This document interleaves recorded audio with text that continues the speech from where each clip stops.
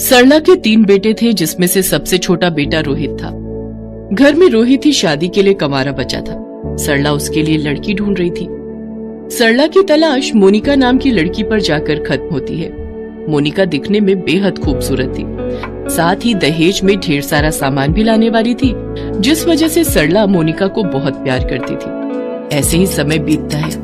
फिर एक दिन सरला अपनी बड़ी बहू कविता से कहती है, अरे बहू जल्दी से काम कर ले, शाम को हमने मोनिका के लिए हार भी लेने जाना है और गहने भी तो देखने हैं उसके लिए। वो तो ठीक है सासू माँ, लेकिन आप छोटी देवरानी के लिए ही शॉपिंग करेंगी या अपनी बड़ी बहू को भी कुछ दिलाओगी? आखिर शादी तो हमारे देवर की है ना। तो जाकर अपने पति से मांग, नहीं तो अपने बाप के घर से लेकर आ। हमने क्या यहाँ पैसों का पेड़ उगाया है? मैं तो अपनी सबसे छोटी बहू, जो कि दिखने में बेहद खूबसूरत है और अच्छे घर से भी है, मेरे लिए खूब सारा दहेज ला रही है। मैं तो उसको ही सब दूंगी। तूने तो मेरे लिए किया ही क्या है? अच्छा जी, घर का सारा काम आपकी सेवा हम करें और आप कह रही हैं कि हमने आपके लिए किया ही क्या है? वाह वाह वाह वाह। कविता बहू, शादी ब्याह वाला घर है, बेकार का समय बर्बाद करने से बेहतर है कि सारी तैयारियां अच्छे से कर ली जाए। आज मुझे गहने बनवाने जाना है, फिर कल कैटरिंग वाले के पास जाना है, बहुत काम है मुझे। और रही बात तुम्हारी, तो तुम कोई आर्टिफिशियल ज्वेलरी पहन लेना। वैसे भी आजकल असली नकली में फर्क ही क्या है, सब एक जैसा ही तो है। रहने दो सासू माँ, इस दिखावे की जरूरत नहीं है। वैसे भी हमारे घर वालों ने हमें इतना तो देकर भेजा ही है कि हमें दिखावे की जरूरत ना पड़े। जरूरत नहीं है तो फिर मांग क्यों रही है? और मैं तो वैसे भी कह रही हूँ कि जो भी तुम्हारे पास है पहन लेना। चल अब देर मत कर और मेरे साथ सुनार की दुकान पर चल। थोड़ी देर बाद दोनों सास बहू सुनार की दुकान पर जाकर खरीदारी करने लगती हैं। तभी कविता की नजर वहाँ रखी पायल पर जाती है।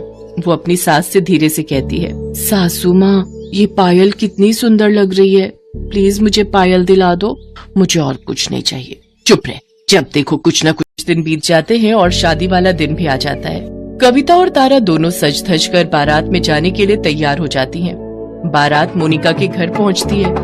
मोनिका भी लाल जोड़े में लिपट कर मंडप में आ जाती है। मोनिका के गहने देखकर सभी मेहमानों के होश उड़ जाते हैं। सरला ने बहुत ही भारी भरकम जेवर अपनी सबसे छोटी बहू के लिए बनवाए थे, लेकिन कविता और तारा को ये देखकर बहुत जलन होती है और आखिरकार मोनिका और रोहित की शादी हो जाती है। मोनिका शादी करके अपने ससुराल आती है तो सरला कहती है, ये है मेरी मोनिका बहू, जो दिखने में मेरी दोनों बहुओं से ज्यादा खूबसूरत है, और शादी में जो गहने मैंने दिए हैं वो तो इसकी खूबसूरती पर 4 चांद लगा रहे थे। ओले मेरी प्यारी बहू अब थक गई होगी। अरे ओ दोनों बहुओं, मेरी छोटी बहू के लिए कुछ खाने के लिए बना दो, और मोनिका बहू तू अपने कमरे में जाकर आराम कर, तब तक ये दोनों कुछ बना कर ले आएंगी तुम्हारे लिए। गुस्से में बड़बड़ाते हुए कविता और तारा किचन में चली जाती हैं और मोनिका के लिए खाना बनाती हैं। फिर वो दोनों खाना बनाकर मोनिका को खाने के लिए देती हैं, लेकिन खाना खाने के आधे घंटे बाद ही मोनिका को बहुत तेज दस्त लग जाते हैं। वो बार बार शौचालय आती जाती है। शाम को सभी रिश्तेदार मोनिका की मुंह दिखाई के लिए आते हैं, लेकिन तबीयत खराब होने के कारण वो बाहर नहीं जा पा रही थी। ये देखकर सरला बहुत गुस्सा होती है और वो मोनिका से जाकर कहती है, ये सब क्या है मोनिका? सब रिश्तेदार तेरी मुंह दिखाई के इंतजार में बैठे हैं और तू है कि बाहर आने का नाम ही नहीं ले रही। सासू माँ मुझे माफ कर दो, लेकिन मैं बाहर नहीं आ सकती। लेकिन हुआ क्या है? सासू माँ मेरी तबीयत बिल्कुल भी ठीक नहीं है, मुझे दस्त लग गए और बार बार मुझे हल्का होने के लिए शौचालय जाना पड़ रहा है। उधर कविता और तारा अपने कमरों में बैठकर मोनिका को परेशान होता देख इस बात का आनंद ले रही होती हैं। वो दोनों आपस में मोनिका की हालत को लेकर बातें कर रही होती हैं कि तभी वहाँ सरला आ जाती है और उन दोनों की सारी बातें सुन लेती है। ओह, तो ये सब तुम दोनों का किया धरा है। बेशर्मो, तुम दोनों को जरा भी शर्म नहीं आई ये सब करते हुए? इस मोनिका ने तुम दोनों का क्या बिगाड़ा था? अरे नाराजगी तो मुझसे थी, इसकी सजा मुझे दे देती, लेकिन उस बेचारी के साथ ऐसा क्यों किया? उसने तो कभी तुम दोनों के बारे में कभी कुछ गलत नहीं कहा। तुम दोनों को कोई अंदाजा भी है तुम्हारी इस हरकत की वजह से उस बेचारी की तबीयत कितनी ज्यादा खराब हो गई है? इसके बाद सरला मोनिका की मुंह दिखाई कुछ दिनों के लिए टाल देती है और डॉक्टर को बुलाकर मोनिका को दवाई दिलवाती है।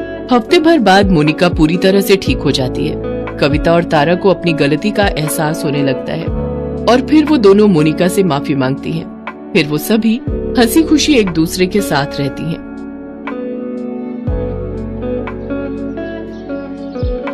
जमींदार साहब आज अपनी गलती पर खुद ही शर्मिंदा थे। आज उनके घर की इज्जत पर दाग लगते लगते बच गया। चौधरी साहब, हमने ब्लैकमेल करने वाले दोनों गुंडों को पकड़ लिया है।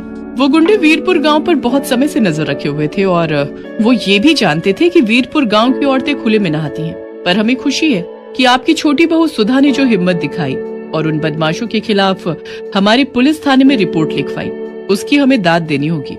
अच्छा चौधरी साहब, मैं चलती हूँ, नमस्ते। मैंने आपको कितनी बार समझाया था, घर की बहुओं का खुले में नहाना ठीक नहीं, पर आप नहीं माने। अब कुछ भी हो जाए, मैं अपनी बहुओं के लिए घर में गुसल खाने की व्यवस्था जरूर करूंगी। वीरपुर गांव जहां घरों में गुसल खाने की व्यवस्था नहीं थी, इसलिए गांव की औरतें खुले में नहाने को मजबूर थी। अरे नई बहू, सोकर उठी नहीं क्या? स्नान के लिए नदी पर जाना है। बड़ी भाभी, नहाने के लिए नदी पर? लेकिन यूं खुले में नहाते हुए कोई देख लेगा तो? हाँ सुधा, इस गांव में औरतें खुले में ही नहाती हैं और वैसे भी गांव के लोगों को पता है कि जिस समय गांव की औरतें नदी पर नहाने जाती हैं, उस समय गांव के मर्द नदी के आसपास भी नहीं फटकते।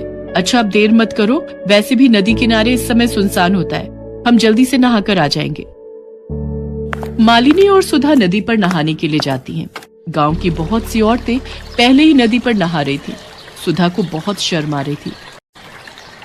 मालिनी भाभी, ये तो बहुत अजीब लग रहा है, अगर किसी ने हमें देख लिया तो हमारी इज्जत तो मिट्टी में मिल जाएगी। अरे काहे का शर्मा रही हो बहू रानी, हमें इतने साल हो गए, आज तक तो हमें किसी ने देखा नहीं, तो अब कौन देखेगा?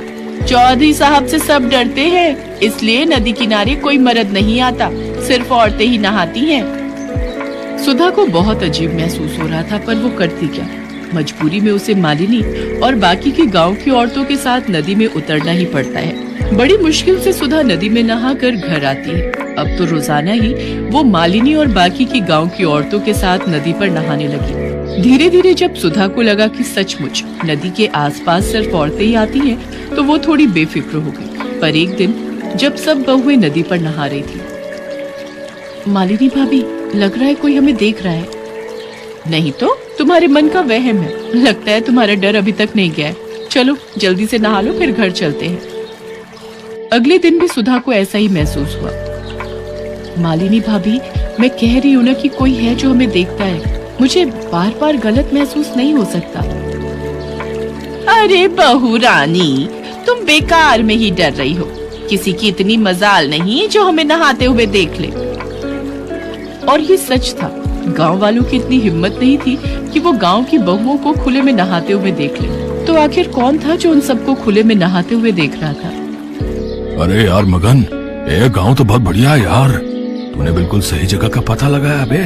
खुले में नहाती इन गांव वालों की बहुओं के हमने बहुत ही बढ़िया फोटो अपने फोन में निकाल ली है बे। वही तो, मैंने बिल्कुल सही गांव का पता लगाया ना। अब इन फोटोओं का इस्तेमाल करने का सही समय आ गया बे।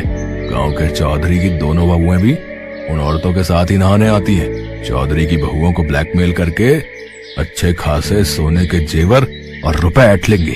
और तू तो जानता ही है, ये गांव की भोली भाली बहुएं शर्म से किसी को कुछ नहीं बताएंगी।